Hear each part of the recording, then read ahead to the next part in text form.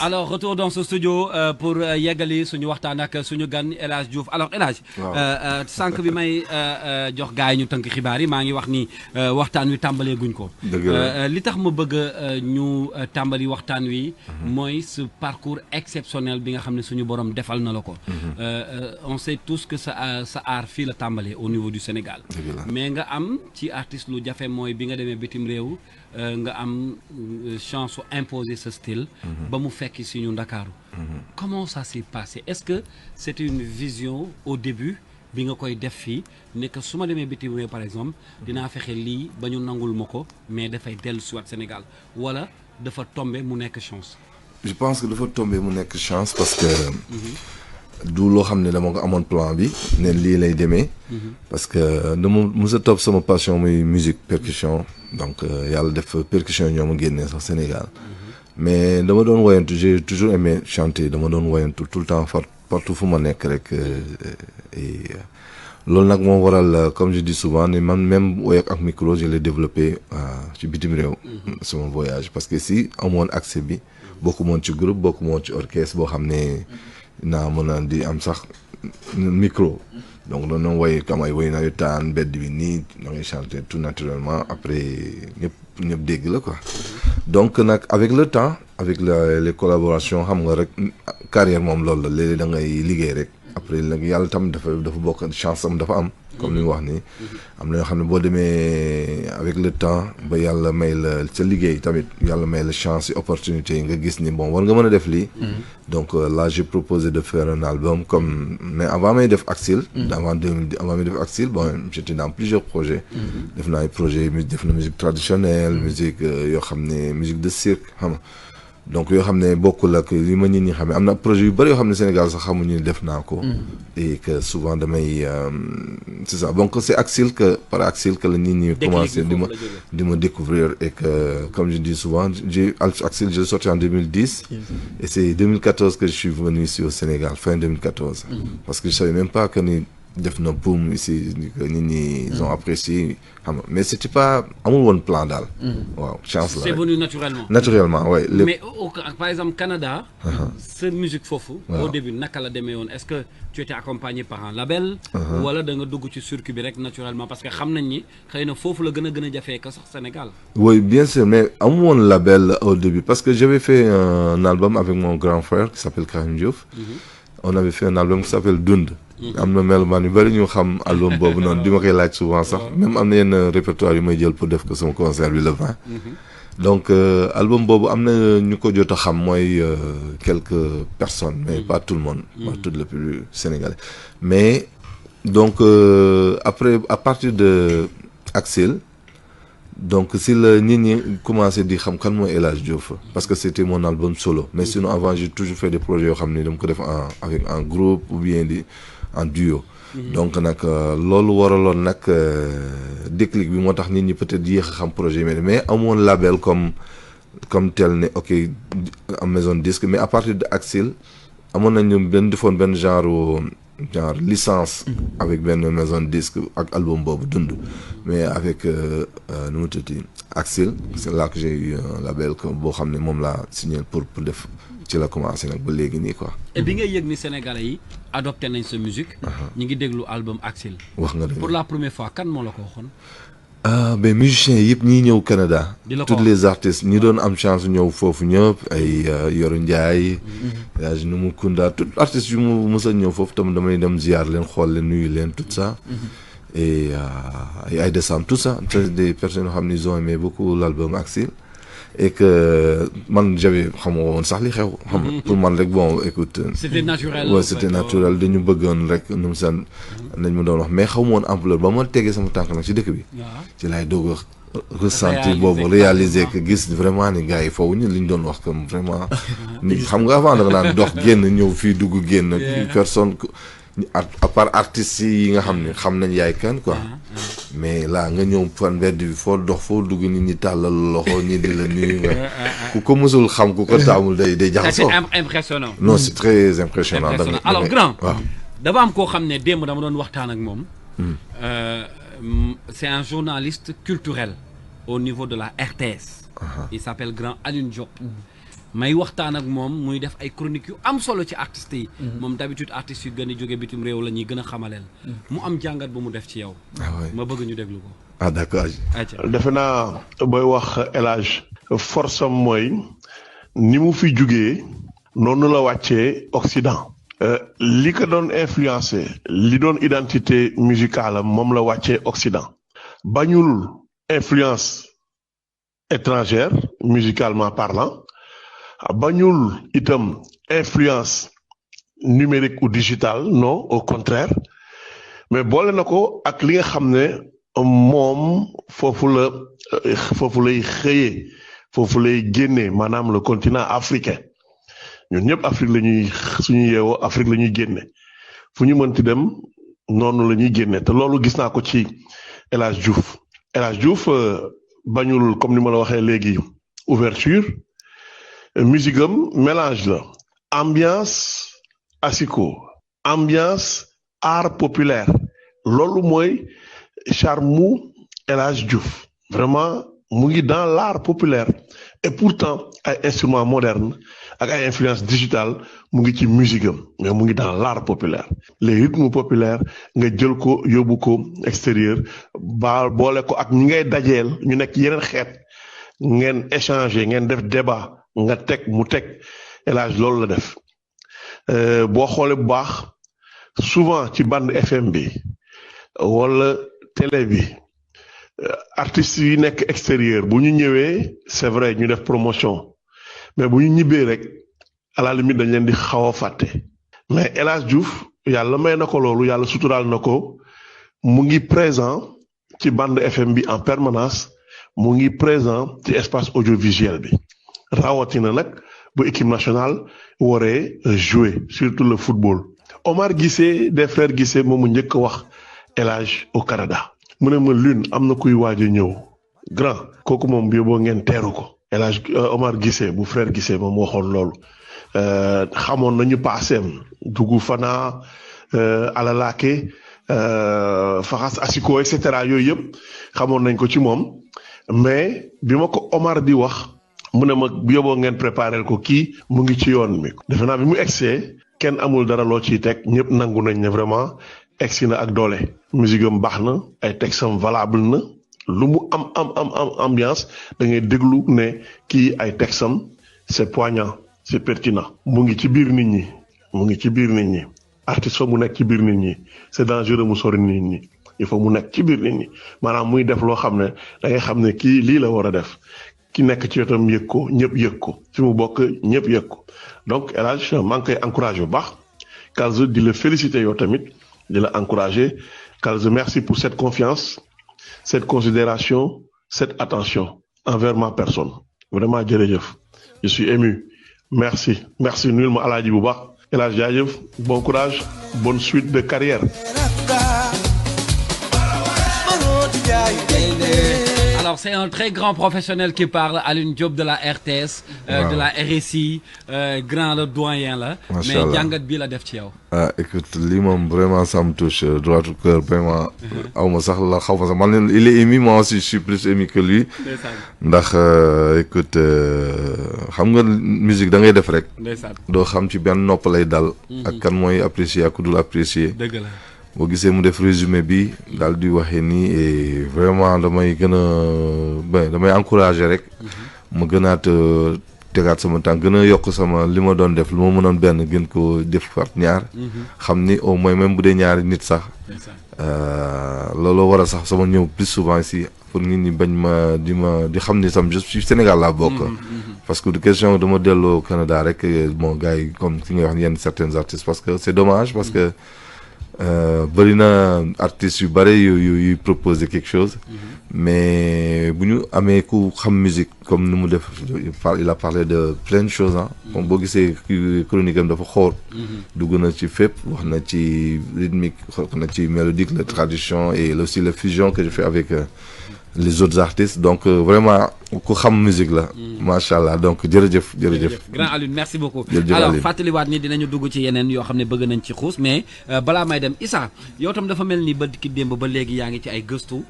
ci ki ñu dalal muy El Hadj. sa première question ci moom. voilà comme waxtaan wi moom yaakaar naa ne ubbi nga lépp donc damay dugg ci album Axil bi nga xamante ne moom nga dooree parce que je pense que ni moom moo nekk branche bi nga xamante ne tey bu ñu waxee El Hadj Diouf particularité mi si au Sénégal peut-être loolu waral na ko ci alors composition musique yi nga xamante ne am na ci biir album Axil. comment ça s'est passé. oui Axil c'est xam nga dama yàgg comme j'ai dit ma ne dama yàgg def ay projets yoo xam ne dama ko bokk ak ñëpp quoi.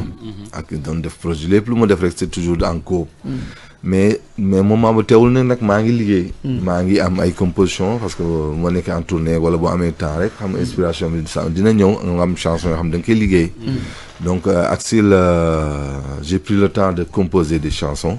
après ba ma yàlla may occasion bi après donc là j'ai dit écoute pour la première fois je vais faire damay def loo xam ne man la. du groupe. man la et que. en solo parce que loolu tax parce que musique yi ma composé yëpp c'est des chansons yoo xam ne comme man maa ko composé. en personne bind texte yi moo doon loo xam ne musu projet la boo xam ne dama mosuma kaa bàyyi dafa ma mës a gunge. donc nekk ak man et composition nag léeg-léeg da am na moment yoo xam ne da ngay jékki-jékki yi fii ñëw doo xam. affaire yi mel ni day taw. xam buy taw nii rek ndox bi di la dal. ngay am ay idées yu ne. et que par la suite ba ma amee occasion bi donc ma def album bi. et que mais je m'attendais pas comme vraiment dama ne bon damay def album rek. mais succès bi album boobu am.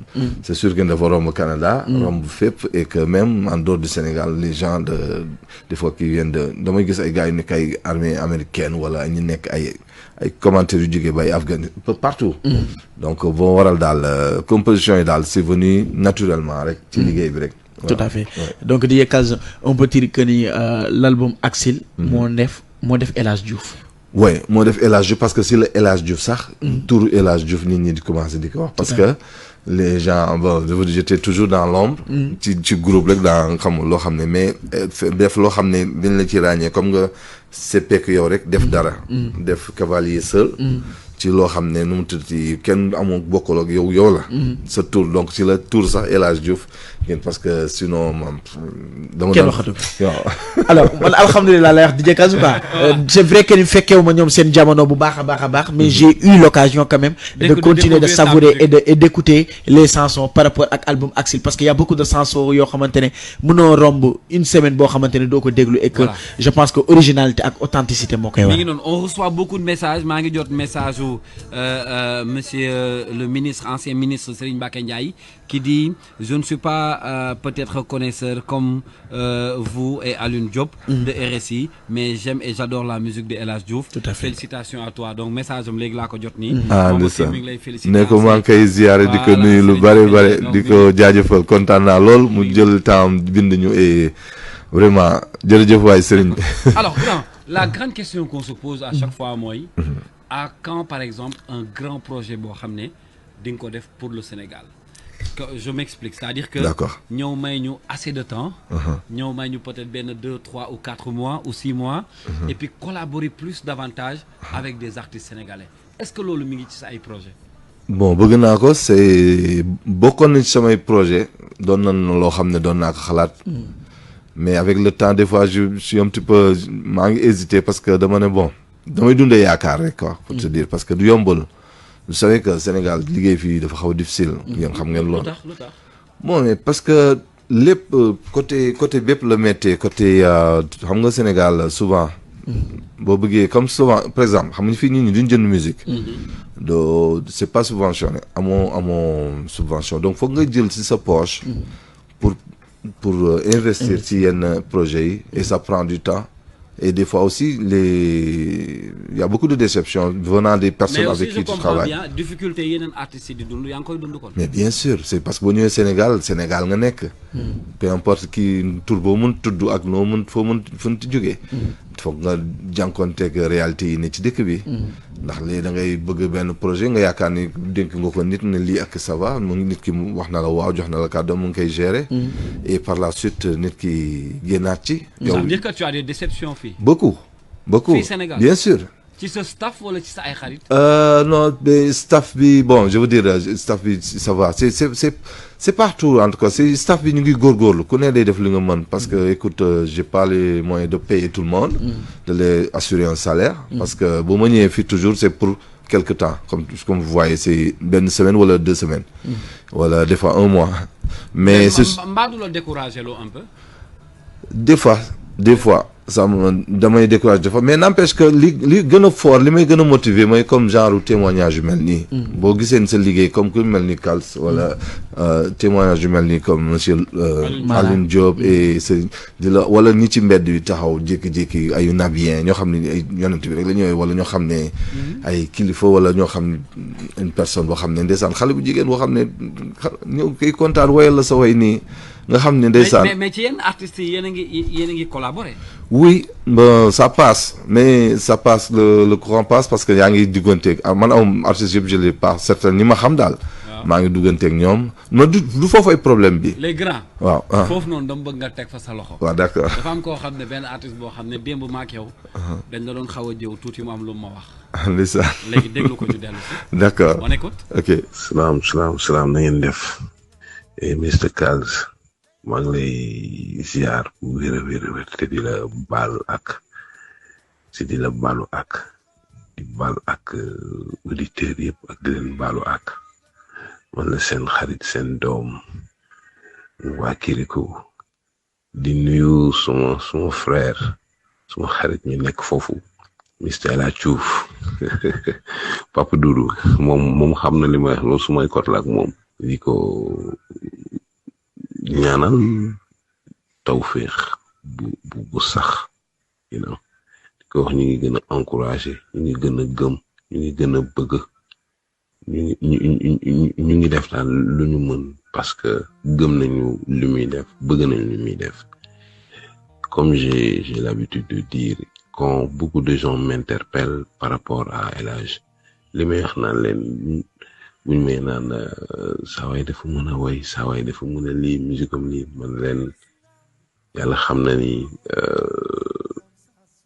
bés ba doon xamoon nit ki sax doo doon dégloo ti musique am parce que moom nit ki mu doon mbaax gi nekk ci moom ngeen di gën a jàpp mu ne ko xamante ne dañu sekk ci wàllu musique di liggéey depuis de très longues années yàlla bu ñu dogalee bi ñu xamante ba léegi ñu ngi liggéey ñu ngi collaborer ensemble ci lu weesu musique dem ba njaboot ci xamante jabar yi xamante donc famille yi xamante donc dafa dem ba dépasser loolu yëpp man suma xarit la suma mag la suma nit la te ko xam waa ji xam loolu benn mbir rek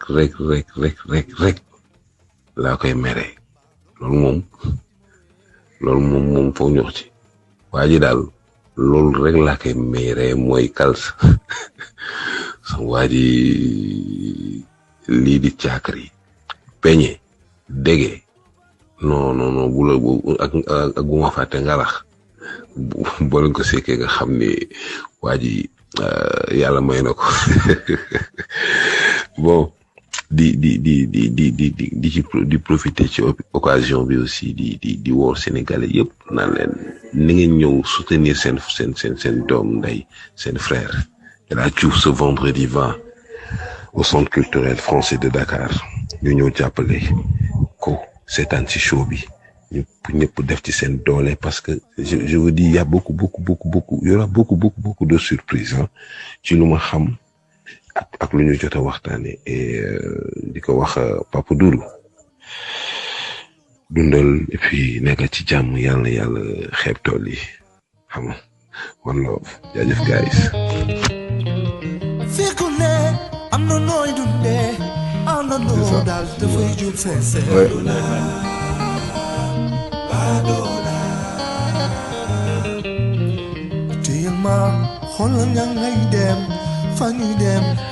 Voilà des témoignages yu sincères venant de notre ami Bouba Kirikou démb bi may waxtaan ak moom mi ngi ko fekk Ziguinchor mais guddi gi yëpp dañuy waxtaan ci yow et puis wax yi la génnee ci yow ces mots là ban commentaire nga ci def non li koy moom waxam bi yëpp yàq na ko nag ba mu tuddee ay ngalax ak caaki rek yooyu la. waa génne ndax dafa non dafa may day njëkkantu ndax saa ñëw na Canada ñu daje. ndeysaan. saa yi c'est que système am mooy bu nekk ak bu bokk ak yow dara. moo xam bool la wala lu mu mënti doon. du la may dara. da lay reetaan loo quoi. xam moom dafa neex. waaw il est comique waaw. le temps que nag yow ngay ree. fekk lekk na lépp. fekk na buuba lekk na beñ ak yëpp. dafa am système. loolu la def quoi noonu la ñu def ba ñuy enregistré gisoo album yi nag macha allah yëpp moo ci aawu. ma ñuy aaw ay just one day. Mbaadola bii nga teg nii. dinañ jóge Montréal ndeysaan dem ba Toronto ba ñuy enregistré just one day ak Johnny Reid oui. bu fekk moom c'est ça ñu jugee Montréal. yoon bi yëpp daal di dawal ba Toronto 6 heures de route la. def morceau yi ñëwaat ba tey ba ñu xamante moom it ñu ngi xamante ay 2013 quelque chose comme ça. avant may ñëw fi Sénégal. D'accord. mu doon liggéey ak Awadi ñëw souvent Montréal et que ñuy tase et boobu ba tey nag ba ñu xamante mu doon nit ku baax aussi. vraiment comique comme tu l'as dit. et que di ma jàppale aussi boobu ba tey ci liggéey bi. et que vraiment je l'apprécie souvent je le dis en manqué wax nit ñi suma ndaanaan la boobu ba tey mu ngi jàpp ba tey te ba bàyyi. donc jërëjëf sama copain. mais yow après suñu kon nañ ko régler plus tard quoi. alors su ma waxee El Hadj bu ma waxee par exemple Bouba. daf may jox possibilité ma laaj la. ci ban gis-gis nga am ci musique sénégalaise El Hadj. boof musique bi xam nga dafa am des tendance la lu nekk day jot dafa fu mu toll nii actuellement. peut-être beneen public dafa am public boo xam ne dañoo nu mu tuddati dafa am ay génération yi ñëw musique noonu la. mais je trouve que ni fii nit ñi dañuy am gaaw a fàtte souvent musique bi gars yi dafa mel ni comme ku ñu course. wala compétition. parce que fii tendance dañuy jékki-jékki rek di xool tout le temps ils veulent toujours quelque chose de nouveau. effectivement. et que des fois aussi damay gis ni même ñenn ñi duñu leen jox sax cër comme yenn grands yi yenn comme légendes yi damay gis ni dañ leen sax peut-être xaw a fàtte. mel ni comme mosuñu fee def album yu nice wala mosuñu fee def ay projets yu.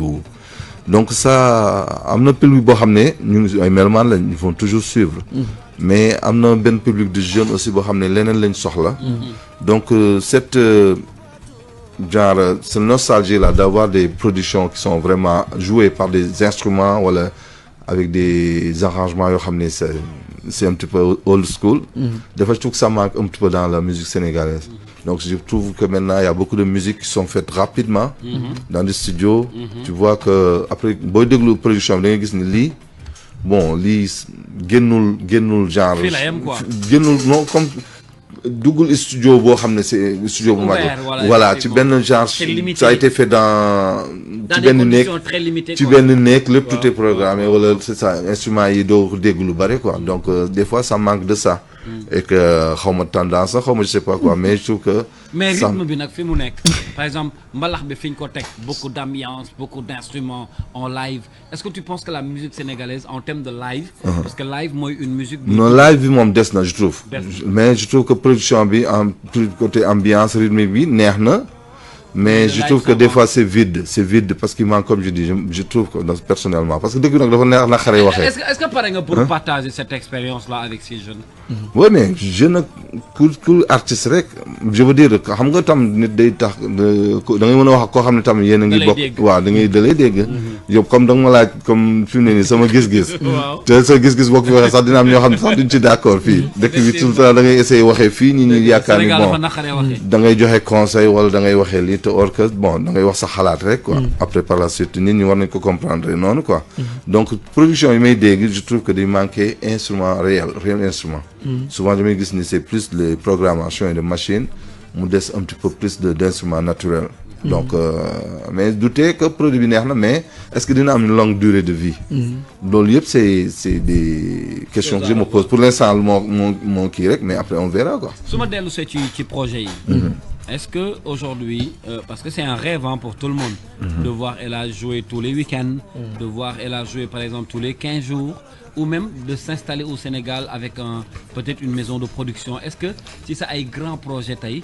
bokk na ci implanter dara Dakar pour jàppale cette nouvelle génération. mais ça sera un plaisir parce que loolu dafa mel ni joueur bu jouer équipe nationale ba ba pare ne après ne bon je vais aider les jeunes alors ñëw na mais mon temps damay jël sama temps wala sama expérience partager ko ak ñi nga xam ne comme moo xam mbëru làmb la wala moo xam jeune footballeur la wala xam parce que je suis sûr que yàlla def na ni j'ai eu beaucoup d'aventures j'ai beaucoup d'expérience que je pourrais partager avec un artiste moo xam pour jeune la moo xam un artiste qui est en chemin en ce moment koo xam ne mën naa partager ak moom lu bare ci comme tu dis xam nga maa ngi lay wax sànq dama jàng ay nan la ñu woowee ci micro nan la ñu woowee live parce que même live aussi j'adore ça parce que bu ma nekkee live c'est autre chose bu ma nekkee studio c'est studio damay def différence bi parce que live faut que tu amul ay autotune amul ay kii tu chantes là direct faut que tu donnes donc c'est là qu'on confirme le talent quoi donc nag bien sûr écoute quand on fait de la musique et on fait de l'art tu devrais pas fermer tes portes à tout le monde quoi bokkul ci métier bi quoi. D'accord ci sa musique su may déglu par exemple say paroles damay sentir humanité bi ne ci yow je trouve un El Hadj Diouf très social El Hadj Diouf au-delà de artiste bi mu doon nit ki man daf ma intéressé maanaam fi nga bàyyeekoo mbokk yi ak frères yi dafa am kenn koo xam ne dama ko interpellé mu wax ma ci yow déglu li ñu dellu si. salaamaaleykum maa ngi nuyu ñëpp di ziar ñëpp waaw di nuyu El Hadj waaw di ko ziar bu baax waaw El Hadj ñoo bokk ndey ñoo bokk baay waaw maa ngi koy nuyu maa ngi koy ziar bu baax waaw di ko ñaanal wér di ko ñaanal gudd fan di ko ñaanal ay projet am yàlla na ci yàlla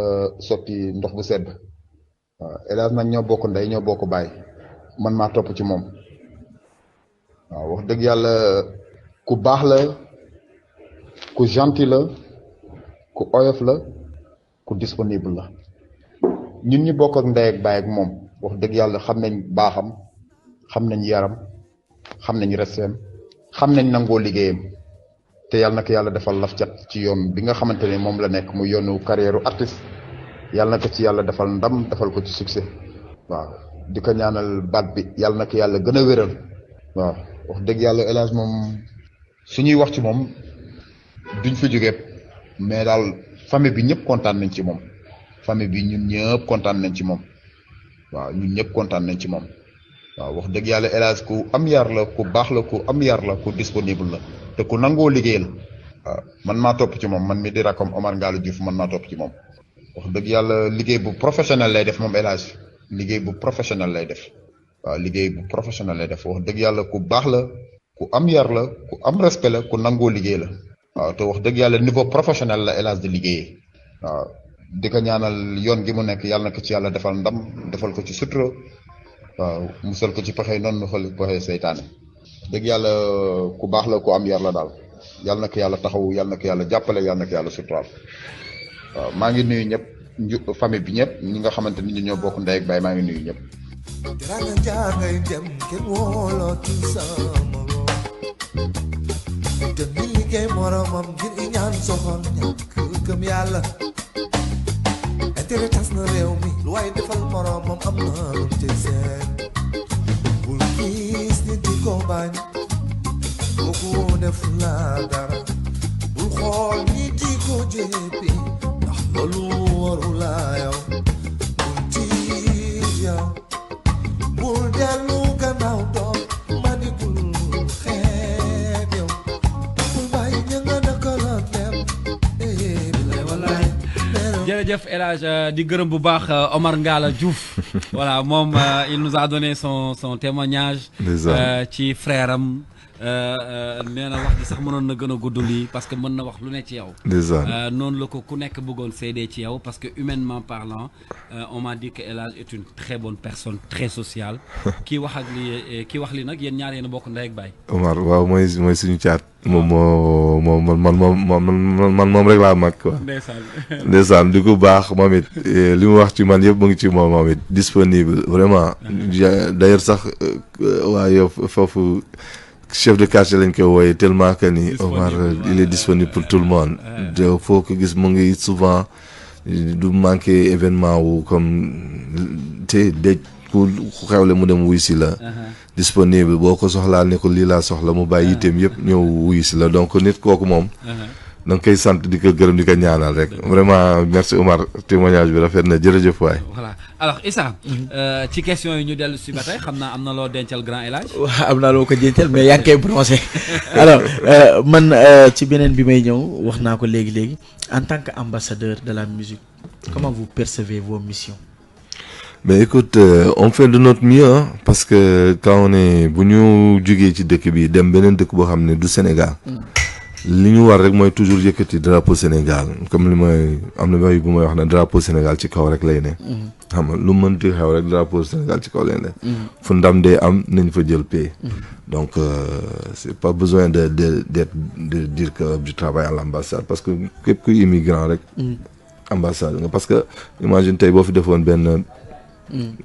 benn jéye benn ñaawteef dañ naan c'est le sénégalais duñu wax l'ivoirien duñu wax beneen le chinois dañu naan le sénégalais donc lépp li ngay def dafa am solo donc pour sigil sa réew sigil sa communauté foog ngay fexe ba lépp ci nga xam ne ci lu baax la ci loo xam ne nit ñi bon ñi ngi la gane si ñi ngi dëkk bi nga gane si di nga may chance sax peut-être ñii ñaan fii visa wala ñii ñaan feneen sax duñu pointer du doigt naan sénégalais di li ñuy dañuy jaay drogue wala ñuy def li wala ñuy sàcc wala dañuy def naka sudul noonu donc loolu tax na ba dama ne man sama wàllu bopp lépp li nga xam ne mën naa ko pour destination Sénégal jaay Sénégal yëkkati ay valeurs Sénégal wane li gën a rafet ci Sénégal moo tax toujours damay bëgg le meilleur pour le Sénégal donc parce que loolu lay jaay soit en spectacle tout le temps je demande léegi damay toog ba ci digg spectacle bi laaj kan moo mës a dem Sénégal nit ñi naan am ñu naan ñii dem nañ Guinée ñi dem man leen mais faudrait venir au Sénégal foog ngeen dem Sénégal parce que si commencé naan leen Sénégal y a l'île de Gorée y a plein de choses à découvrir. Ça veut dire que yaa ngi porter en même temps ce combat là. mais loolu daf ma war même bu xaaruma ci daf ma war c'est mon devoir dama def ko parce que loolu mooy sama identité mooy sama identité parce que bu mu ko defee loolu peut-être dina ci am salle bi peut-être ñaari nit wala benn nit doo xam ne dina am na ñu bari ñoo xam ne ñëw nañ Sénégal grâce à moi oui et que loolu tam dama koy ndamoo dama koy continuer parce que loolu mooy suñu devoir en tant qu'immigrant en tant que musicien quoi donc c'est toujours un plaisir loolu laay dundee sama. tout à fait. sa quotidien. Ouais. Alors fi ma bëgg a ñëw ak El Hadj mooy yow dama for ci weewu bay ni que au-delà de cet artiste-là tu as d'autres engagements mooy da nga di bàyyi xel aspect social ci sa parcours. rawatina xale yi nga xam ne dañu nekk en situation d'handicap. du ma wax sax une personne handicapée mais en situation d'handicap. damay gis ni tout le temps. cause boobu tamit dafa am importance yow. qu'est-ce que ça représente. bon xam nga da ngay gis par exemple xam nga le fait que man li tax peut-être may gis yenn yi peut-être di ko aborder damay nekk ci dëkk boo xam ne da ngay gis ni ku nekk dañ la jox sa wàll ci dëkk bi. bu ñu tabax fii immeuble c'est sûr que ni mënuñu duñ tabax te duñu xalaat ñi nga xam ne peut-être mënuñu ça prend des chaises roulantes am na ñoo xam ne foog ñu am ñoo xam ne sont aveugles foog ñu bàyyi leen xel def ay loo xam ne peut-être bu ñu ñëwee dinañ mën a demal seen bopp pour ñu mën a am autonomie boobu sóoraale leen donc ba tax na damay gis ni fii léeg-léeg ma gis ni ñu nekk ci situation yu difficile ci dëkk bi déjà ni normal presque je peux dire dañu am problème mu comme ay faju feebar xam nga loolu man je trouve que ni dëkk moom dafa war a am hôpitaux yu bare éducation bu doy ak dund gu bu yomb boo xam ne ku ne mën na nekk en santé parce que dund bi bu yombee nit ñi lekk en santé peut-être mën nañ bañ a bari sax ci hôpitaux yi donc loolu mooy li nga xam ne mooy base lépp donc bu ma gisee yenn ñi ñi nekk en difficulté daf may toucher parce que damay gis ni rek bon ñii bu fekkoon yàlla may na ma mën wala ma am loo xam ne mën naa la ko jàppale ci leneen j'aurais pu faire quelque chose pour me rendre utile pour vraiment voir naka lañ leen mën a jàppale ci société bi moo xam ñi nga xam ni bon souvent ñi nga xam ne dañoo amee problème mu peau comme les albinos wala tout ça dañuy soxla ay crème ay diw tout ça amoon na benn programme comment c'est le Goutte d'eau comment ça s'appelle c'est le j'ai oublié le nom mais participé woon naa ci quoi mais lépp lu ñu moo invité moo gis ni bon li war naa ci mën a jàpp et que ma partage loolu daf may toucher daal donc je fais de mon mieux rek sama devoir et par la suite lii des nag c'est sûr que ni bu la ci jàppalee ça va être beaucoup mieux ku nga xam ne ku nekk di nga ko mën a tendre la main quoi. tout à fait. oui ouais. alors. fàttaliwaat auditeurs yi ñuy déglu. hélas ñu ngi jot ay messages yu nekk. ah oui mais messages yi ñuy jot yëpp ay appréciation la. ndeysaan. ci liñ doon waxtaanee léegi tamit. am naa keneen ku ci wax.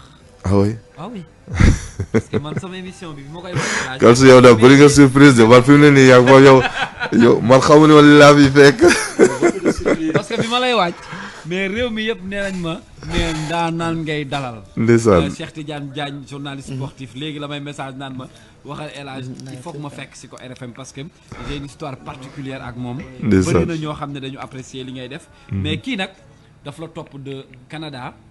en Europe ba Sénégal. ah oui. waa kii démb rek defe naa u barki démb xam naa yéen a nekkoon Mame Thierno Niang ñu déglu ko dellu si. Kals, merci beaucoup. Je voudrais sincèrement te remercier tout d'abord de m'avoir donné cette opportunité de parler d'un artiste que je suis depuis de très longues années. El Hadj, comme ni ko ñëpp xamee, au-delà de sa voix puissante et son style musical assez particulier, pour moi c'est un très grand artiste qui a un style musical qui fusionne des éléments de la musique traditionnelle sénégalaise qu'on connaît ici, et justement le blues, le jazz, le reggae, etc. Et pour moi, ça se comprend naturellement parce que issu de ce monde assez rythmique et coloré de Dakar, des hasicots, percussions, etc., on comprend naturellement un peu cette coloration et ce rythme qu'on sent à travers ces différentes créations. Et pour moi, c'est quelqu'un qui sait quand même marquer le temps dans ses créations pour attirer un public quand même averti. Et pour moi, c'est très important pour un artiste de savoir un peu tâter la poule pour savoir qu'est-ce qui touche, qu'est-ce qui emporte, qu'est-ce qui fait voyager et le prendre en compte dans ta création. Et c'est le fait d'avoir cette lecture un peu aérienne de ce qui se fait, ce qui se vit et ce qui se ressent dans le monde, dans ton environnement. Et El Hadj, à chaque fois, dans ses réalisations, on sent naturellement qu'il ne vit pas à Dakar, qu'il ne vit pas au Sénégal, mais il est fort imprégné dans la réalité sénégalaise et essaie un peu de transformer ça à travers sa créativité pour que ça soit quelque chose de consommable, mais de toute la masse, quoi. Et pour moi, ça, c'est très important pour un artiste. Et El Hadj, au-delà de nos frontières, on n'en disconvient plus que c'est un des artistes qui représente dignement le Sénégal à l'étranger, à travers le Canada, à travers l'Europe. Et moi qui le suis depuis quelques années, ces mouvements sur l'international, c'est quelqu'un quand même qui, pour moi, El Hadj nit ku comprendre la. Et c'est un artiste qui a un projet. Comme ni ma koy faral di waxee, nee naa artiste bu nga xam ne que dafa am projet ak artiste bu nga xamante ne dafa nekk di créer projet bokkul.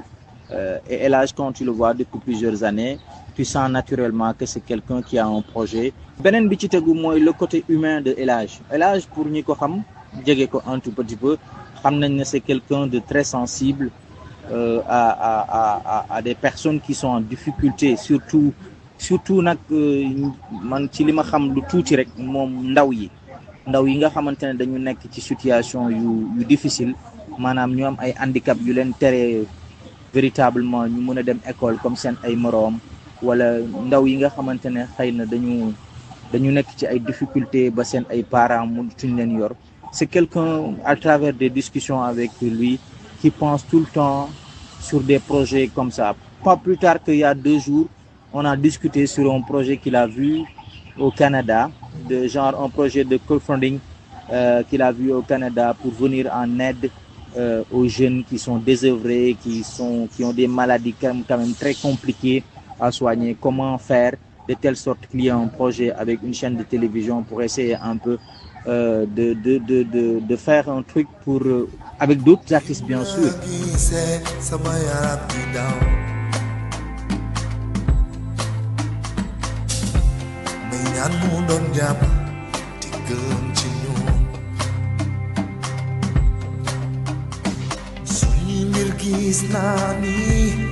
moom daal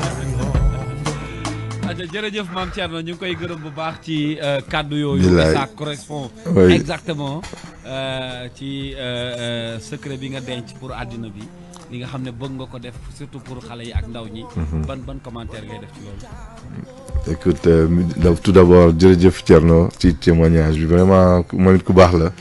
ñu baax rek nga fi dugal la mais écoute xam nga rek ñooñu rek nga mën a waxtaanal expliquer leen fi nga toll ci affaire dootu leen yéen ay des moments yoo xam ne dootu doon musique bi rek. day dépasser musique bi mën na yóbbu nag mooy gunge projet bi. donc parce que xale yi xam nga xale mooy lépp boo nee xale rek fii tey parents yi boo fi waxoon ni tey bu fi kenn reer na xale yi rek lekk donc tout le monde ñëpp a ciy d'accord lépp lu xale yi bëgg rek ñëpp dañ ciy d'accord donc te ñoom ñooy lépp ñooy futur ñooy suñu doom ñoom la ñu suñu yaakaar ñëpp ci xale yi lañ koy basé donc am na xale yoo xam ne nag ndeysaan dañuy juddu am ay difficultés. du ñëppay judd rek lépp ça va les parents itam xam nga boo amee doom bu am laago wala bu am yenn difficultés yi rek déjà yow da ngay handicapé. xam nga moo xam sa njaboot moom ku ci am gàllankoor rek yow dalay. mais handicap bi ça peut être mental comme mais lépp tout handicap moom ci c'est vrai que rek nekkul ci santé. effectivement moo xam feebar bu ko mënti doon mën na autisme mën na am. yàlla ba yenn feebar yoo xam ne mën doo ko sax bëgg a tudd. effectivement et que loolu dafa laaj accompagnement.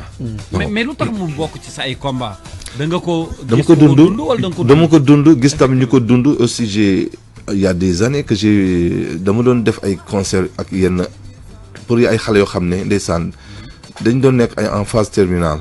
donc ñu ay 2 semaines moo leen dese pour ñu génn àdduna. nga assisté ko. ben parce que da nga leen di bégloo. da nga leen di jéem a def li nga mën rek parce que ñoom loolu rek nga mën def am na ñoo xam ne nag yegguñu phase boobu donc dafa bëri ci phase bu nekk da nga doon daan naa dem ci hôpitaux yi aussi di jouer pour yenn di leen woyal. ñi nga xam ne dañoo malade mënuñu woon assister parce que dama doon def festival des enfants. donc il y avait à peu près des milliers d'enfants qui dañuy ñëw mais dañuy ñëw en autobus. bu ñuy seetaanee concert pare dañuy dem beneen école ñëw. ñu comme ñuy jóge Mbour ñuy jóge ay nu mu tuddati. Thiès Kaolack partout donc dañuy ñëw parce que Dakar ngay basé wu. mais ñëpp dañuy jóge ñëw assister ci spectacle bi. donc am na ñoo xam ne malheureusement dañoo feebar mënuñu woon assister. donc nag dañ doon organiser wu pour dem ci hôpitaux yi. dem di leen woyal. donc dans ce temps là dama doon woo génn guitare acoustique ak benn. di leen accompagner dem ci seen chambre. chambre d'hôpital xam nga. ñooy hôpital ñu woyal leen. et que da ngay gis ñu kontaan am ñoo xam ne mënuñu communiquer dañ def ay mouvement ne. donc loolu vraiment doon loo xam ne dama ne bon si ça peut le meilleur lu ma gis rek man ailleurs à l'extérieur dama koy bëgg mu am fii donc et pourtant dañ koy soxla sax d'ailleurs mais dafa am solo dafa bokk ci dund bi donc te souvent je trouve que ni comme nit ñi souvent si yëg amuñu benn mbokk bu mu dal wala ku ko dund rek duñ ko fulaal noonu quoi donc loolu war nañ ci gën a mën a góorgóorlu. Effectivement. Alors je rappelle que El Hadj Diouf il sera en concert ce vendredi 20 juin ñi ngi jëm fii ci Institut français du Sénégal de Dakar bi nga xam ne moom la ñu tuddee XCCF en ville entrée bi prévente 10 000 jours J 15 000 réservez leen seen ay tickets dès maintenant je vais vous donner les numéros yéen ñi nga xam ne bëgg ngeen ñëw je pense que bii mooy dernier concert avant muy dellu ñëw leen ci 77 522 13 80 77 522 13 80 ou 77 145 60 60 wala ba tey ci 77 544 69 24 humanité bi nekk ci yow man tey moo ma gën a intéressé ci waxtaan bi nag dire la vérité parce que musique bi dañu ko consommer découvrir ko dund ko ak yow ba mu am fu mu ñu yóbbu mais kàddu bu mujj bi may njëkk ki may mujjee jox kàddu moom daf ma wax ñaar ci mbir daf ma wax ci aspect personnel bi ak le professionnel en tant qu'artiste dama bëgg nga takk sa casque bu baax nga déglu ki ma lay waaj a dégtal après ñu dellu si. D'accord. Asalaamaaleykum gars yi maa ngi nuyu ñëpp di nuyu Kals di nuyu El Hadj bon man nag dama ci sànni ñaari kàddu rek parce que bëgg naa wax ci côté professionnel bu El Hadj ak ci nit ki mu doon moom parce que mën naa ne El Hadj sama nit la quoi te nit ñi dañuy fooyee loolu mais boo nee nit ki sama nit la vraiment loolu dafa fort quoi donc dafa war a nekk dëgg si yéen ñaar ñi ko séq donc li ma mën a wax daal ci jikko moom mooy nit ku baax la te boo dégloo ay morsom di nga sentir tuuti aspect boobu voilà parce que thème yi muy développé yëpp ci jikko yi lay wax ci nit ñi nan lañ war a doxalee parce que il y tient beaucoup waaw nit moom bu jàppee nit rek ci jikko la jàppee amul leneen lu mu lay mën a xoolee lu dul sa jikko donc loolu il faut que nga baax yow ba pare pour mën a xaar loolu ci nit ñi voilà et puis humilité am aussi daf ma marqué trop parce que El Hadj mu ngeen ànd génn mais balaa ngeen egg fi ngeen jëm parce que fu mu taxaw dina bëgg taxaw saafonte jël temps même ak ku mënti doon nag ku mu romb boo ko xasee ba nuyu moom dina taxaw jël temps am yëpp waxtaan ak yow voilà te loolu nit ku ëmb rek moo ko mën nit ku oyof moo ko mën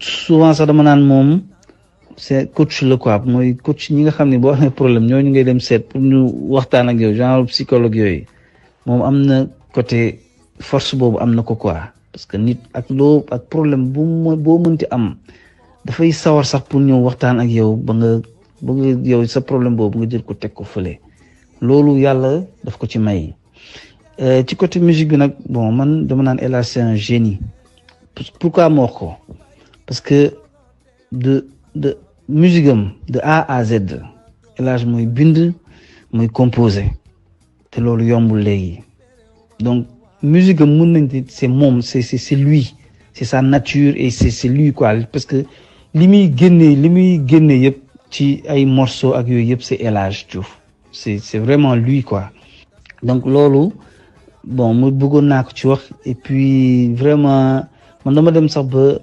mënutuma déglu beneen musique wala gars yi quoi nañ ma baal nag mais dama dem ba sama nopp yi yàqu si El Hadj mais El Hadj moom laa mën a déglu vraiment su ma war a déglu musique moom bu ma déglu El Hadj man vraiment j'ai un problème quoi na ma gars yi jéggal nag côté boobu moom je suis pas démocrate vraiment pour résumer rek El Hadj moom waa nit ku oyof voilà pour résumer lenn rek moo ko yàq mooy couchant yi guddi moom à partir de minuit moom fu mu gis beñ dugub wala ay beñ wala ay mango ndeysaan keroog dañoo dem jouer ji Saint-Louis ñi retourné jaar jënd mango bu bari mais 2 jours la def ak mango bi presque plus de ay 6 kilos mango sa waay lépp la dóor te xam nga njabar ji ndeysaan du ko yërëm au lieu que mu wàññi moom day gën a yokk waaw foofu chaque 2 heures de temps rek mu indi fataay yeeg beñ yeeg moom daal problème yi yëpp foofu la moom couchant yi moom moo ko sonal mais sinon may gërëm gaa yëpp et puis di nuyu sama turandoo bi aussi Sir Diouf vraiment te loolu laay wax sama diggante ak moom nit ki bu demee ba tuddee la doomam moom foofu amatul vraiment lenn looy wax mais dama koy sant rek di ko gërëm di nuyu gaa yëpp jaajëf merci beaucoup.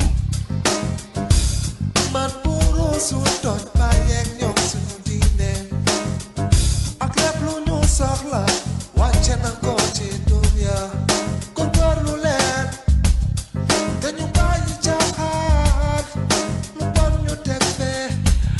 merci beaucoup ñu ngi koy gërëm moom aussi bu baax a baax Babacar Karajo merci pour ces derniers mots yi nga xam ne moom nga yëkkati ci El Hadj jotaay bi nag pratiquement lii moo ko taxoon jóg parce que on aimerait quand même wane beneen aspect bi ci El Hadj Diouf ñu am mbégte bu yaatu ci dalo mais il a fait kii est-ce que xam nga ni sama journaliste bi tuuti mu def fekk ci yoon bi parce que bëgg laa fekk ci jotaay bi kii la ñuy wax Cheikh Tidiane Diagne voilà Cheikh Tidiane il vient d'arriver parce que nee na ma kal mënu ma woon ñàkk fekk El Hadj Diouf ci antenne bi ndeysaan voilà Cheikh Tidiane merci beaucoup jaajëf ça va j'ai fait du sang. mais Cheikh Tidiane toogal nii non il faut que waaw toogal ci micro bu la neex. toogal ci benn rek. toogal. El Hadj. ndeysaan Cheikh ngi nii. mais commentaire ci Baba Karajo balaa ñuy ñëw ci Cheikh Tidiane. non mais Baba moom man c'est que gars yi. dañuy tooñ quoi. dañu mën a tooñ ñaar. dañuy wax ju rafet jékki-jékki daal di lekk ak ay. yàq ndax mango yi ñun ñoo ko jëndandoo suñu mango yi ñuy wax. yéen a koy lekkandoo te ñoom année bi yëpp ñu ngi lekk mango. ndeysaan yow foog nga wane man foog ma dabe. waaw c'est clair. foog ma lekk mango. c'est clair. de ñoom ñoo ma gën a baax surtout moom moomu noonu. vraiment comme c'est que xam nga wax dafa yombul. waaw. et que bu ñëpp di la da ngay xaw a am jenn kersa sax da ngay parce que tout le monde naan la da nga baax da nga baax da nga baax. mais ñoom ñooy baax rek aussi. ñoom ñoo baax man ku baax rek man gañe nga ma. waaw man baaxal rek. et le reste lépp on peut trouver des solutions. oui amiin Cheikh Tidiane loo ci bëgg a yokk yow nga ni. waaw Kals xam nga. waaw. voilà. li tout est soufflé là. grand daw naa lu bëri. foog ma ñëw. après dama daw ñëw ba fii di gaare ñu baare koñ bi. donc du coup mu mujj daw ñetti escaliers yi. parce que en fait pendant tout le trajet j'ai pensé vraiment à le trouver ici. parce qu'il y a une histoire très particulière qui me lie à El Hadj Diouf. C'est quoi? Je l'ai aimé avant même de le connaître. Wallahi lazim. Pour te dire que même mes enfants maîtrisent les textes de El Hadj Diouf. Que ce soit chez moi, dans la voiture, un peu partout. Je ne mets que du El Hadj Diouf. Quand j'ai des moments d'émotion, de tristesse, quand ça me contente, je mets sa musique. Yàlla dogal nag par hasard naroon naa dem bokk ci benn clip par hasard je dis bien xam nga yaa ngi fàttaliku loolu. J'ai toujours la vidéo. wax nga dëgg. Mosquée de la Divinité. waaw foofu naan ndeysaan. Quelques minutes avant j'avais rencontré Marie. Marie nga xam ne sama collègue la. ka jaale itam jëkkëram. donc Marie si biir waxtaan. si la ma xamal ni que mbokk ngeen yéen ñaar. et puis par hasard je termine par ça. grand Ousmane Cissé. Cissé joueur. Ousmane Cissé c'est grand. Ousmane te dëkkoon rue 15 à la Cheikh da nga waroon ñëw depuis 10 heures. voilà donc moom itam y avait quelque chose de très grandiose qui me liait à lui. donc du coup jour ba ma doon ñibbi si ñëw ba Mosquée de la Divinité tas ak El Hadj. bu doon tourner clip. et derrière demoon nga ba jël ma si clip bi je pense. mais malheureusement clip boobu mujj na am. mais loolu dinañ ko yeggali mais merci waxtu bi moom da grand. mais merci beaucoup ñi ngi gërëm également waa Brioche Dorée. ñëpp waaw jërëjëf vraiment ci teranga gi vraiment. Youssouf moo fi ñëwoon tout à l'heure. waaw mais Momo aussi il est à l'écoute. waaw ñu leen di gërëm te ils ont décidé de t'accompagner. ci li ngay def yëpp donc ñu gërëm waa Brioche Dorée. waa Brioche Dorée vraiment maa ngi leen di sant leen gërëm di wax ñi fi wax ay waxu beñe yow kenn du làkk ci beñe nag Issa daal laa ci ay Cheikh ak Kals. mais grand merci beaucoup. jërëjëf waay. kontaan nañ lool. vraiment émission bi teg nga ko ci yoon. def nga ko ni nga ko war a defee et que j'ai beaucoup aimé parce que c'est différent naay def ay émission mais j'adore concept bi et que vraiment on aurait pu passer la journée mais daal jërëjëf ci lépp. yàlla fi yàlla gën a bàyyi. nga gën a ak moyens yi nga bëgg yëpp. gën a réaliser say émissions. amiin jërëjëf. merci beaucoup Momo ñu ngi lay gërëm bu baax bu Brioche Dorée il a fait un excellent boulot pour yi nga xam ne andi na ko fi ak pour El Hadj Diouf jaa ngeen jëf rendez-vous inchallah samedi prochain tout de suite on va passer à une page de pub et puis journal bi mi ngi ñëw à midi jaa ngeen jëf. aajo boo mënti am Tic Tac Plus via Orange Money dina la ko fajal ci sutura te doo ci am benn stress ak prêt dalee ko 51 000 francs ba 500